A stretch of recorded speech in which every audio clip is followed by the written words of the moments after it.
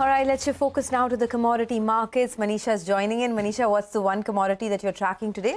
Well, I'm looking at the nickel prices. It was an underperformer in the previous year as well, and we have seen the prices decline even more in 2024 as the new year begins. So we are trading below $16,000 a ton right now, and the prices are very close to their 3-year lows as they trade on LME. If you look at the inventories, there has been a gain onto that one. 69,000 tons is what the latest figure shows from LME there. There are strong supplies that are coming in from the major producing countries like Indonesia, Philippines, and even China. So when you look at the surplus numbers, last year was a surplus of around 223,000 tons, and this year it's an estimated surplus of 239,000 tons. So a further build-up that we are seeing in this year as well.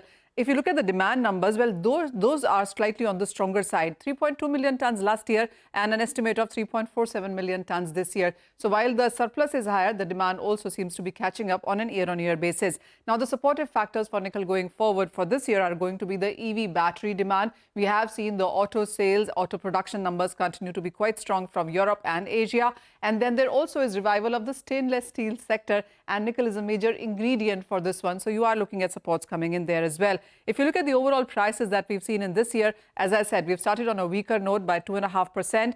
Last year, nickel was an underperformer, 45% of a decline. But as you can see, nickel clearly has been a rock star in 20, 21 and 22 as well. Strong double-digit percentage growth in sense of prices. Last year, of course, it was weaker demand from China. And also because of the kind of price anomaly that we saw on LME, the volumes also kind of dried up.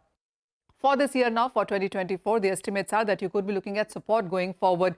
Currently, as I said, we're trading at $16,000, but the price forecast for 2024 is much higher than where the prices are trading currently. From 18,000 to 21,000 is the view coming in from Fitch, Citi and Bank of America.